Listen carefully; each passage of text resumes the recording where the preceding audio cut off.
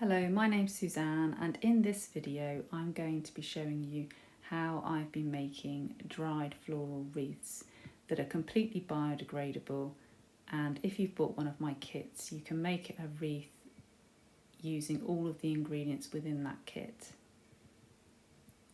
We'll be using a buff willow wreath ring. It's 9 inches across, which makes a nice sized everlasting wreath which are perfect for hanging in the home. The wreath has a front and a back. Where the cuts on the willow are, that's the back of your wreath. You have twine in your kit, jute twine. You also will have your ingredients, which will not always be the same as the ones pictured. You'll have 5 or 7 ingredients, but it will be enough quantity for you to make in a full circle wreath. The ingredients I have here are statice, bracken, auroch, oregano and nigella.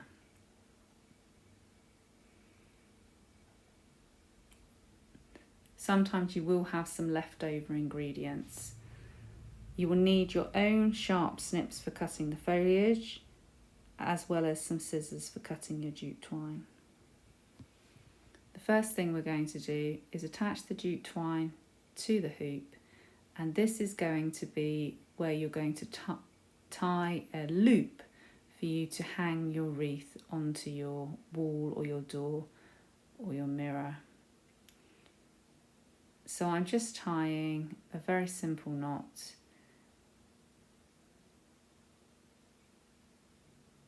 This is why you need scissors to cut your string. Okay, and now I'm just going to make a loop. It's much easier to put your tying up loop on now. It's quite difficult to add it on at the end when you've completed your wreath. Okay, so that's where the wreath will be hung from. Next, you want to tie your roll of jute twine onto the wreath again. And actually I've just decided I'm going to tie it so that I'm finishing up at the top. Wherever you tie to will be where you finish the wreath. I'm tying very, very tight because this string will need to be pulled tight throughout the wreath making process. Just cutting off the loose end there.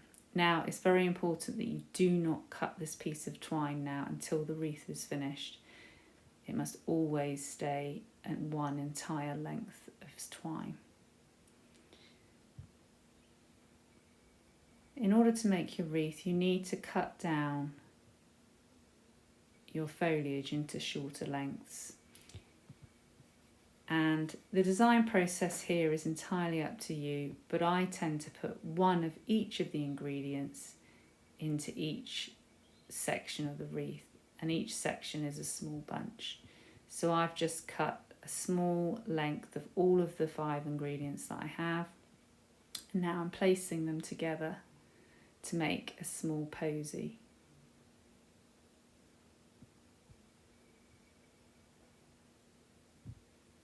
Okay, so that's all the ingredients. Then what I'm going to do, I'm going to snip the stems because you do not want a long extra bit of excess stem on the end. And then I'm going to lay my bunch onto the wreath on top of the twine that's tied. I'm then going to bind my little posy at the same point where my fingers were holding it. And I'm going to go around a couple of times and I'm going to pull very, very tight and then lay the wreath down while I now make another small bunch. And again, I'm going to use the same ingredients again. So I'm going to use all 5 of my ingredients, but you don't have to do that. You could use a couple of stems of the same thing. That's really where you get the opportunity to be artistic, making your own wreath.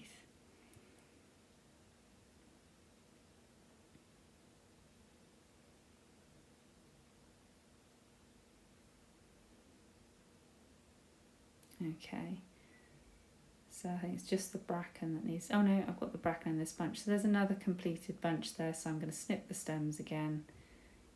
And then I'm going to just lay this bunch on top of the stems of the other bunch, facing ever so slightly outwards. And I'm then going to bind that nice and tightly again, at least 2 binds around, if not more. But very importantly, you must pull tight. I'm now going to repeat this process until I get to the beginning of the wreath again, and then I will show you how you finish your wreath.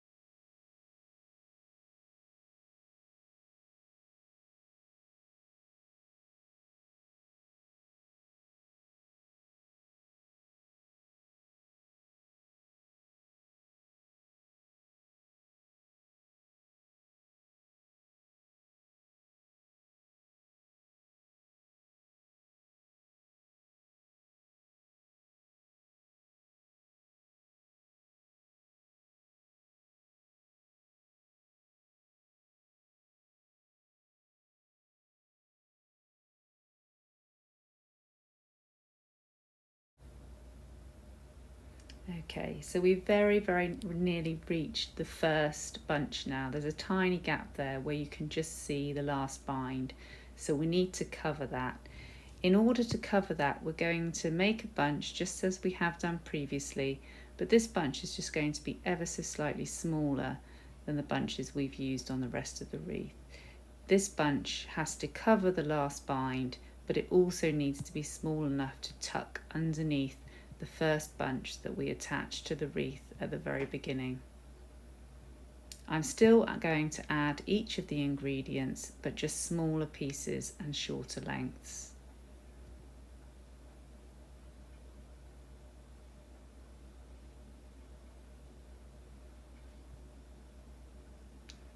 This is quite fiddly now, but you do need to tuck it underneath your first bunch, and then without damaging your first bunch, you need to manage to get the twine underneath. So you have to sort of lift your first bunch, tuck this last bunch underneath, and then very carefully, without damaging the first bunch, continue to bind, but just lifting the first bunch ever so slightly so that you're not actually tying the twine over the top of any of your foliage. Again, as you have been, pull nice and tight, and once you've bound the last bunch a couple of times, you can cut your piece of twine, but make sure you leave yourself plenty of length to tie it securely.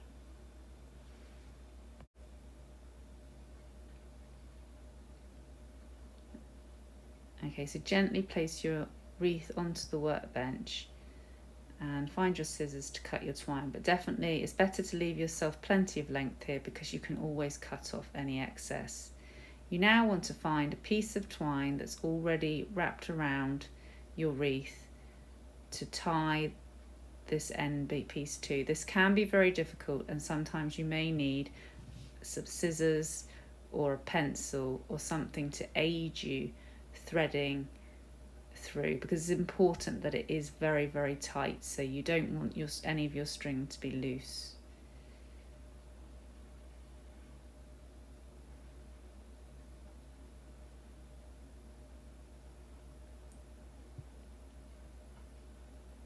You can then tie a nice secure knot.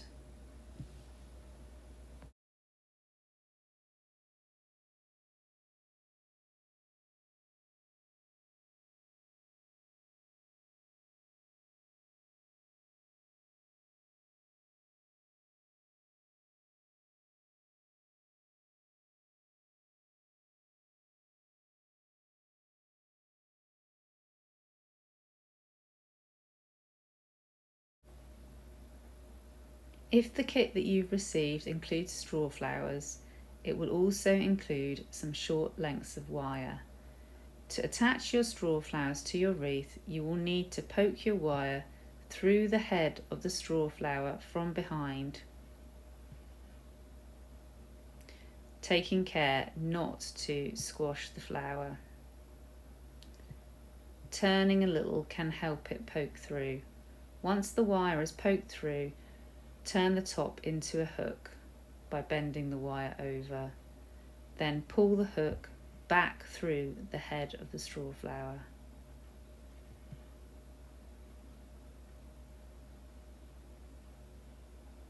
You can now use the wire as the stem of the flower and continue to bunch with the other foliage as you have done previously.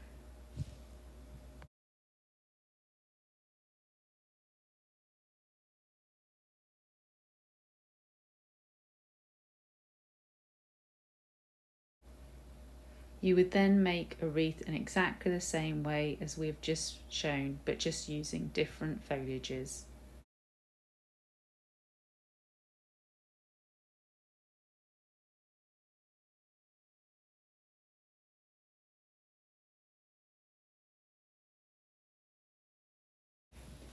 Making your very own everlasting wreath is a wonderful project, because it's something that you can keep in your home and it really will last forever. They will sometimes need a little bit of maintenance, and sometimes using a hairdryer to remove dust on the cool setting is a useful thing to do. Everlasting wreaths also make absolutely wonderful gifts and can be used to decorate your home at any time of the year. If you would like to purchase one of my wreath making kits, you can find them available online at www.stemsbysuzanne.com. Thank you for watching and good luck with your wreath making projects.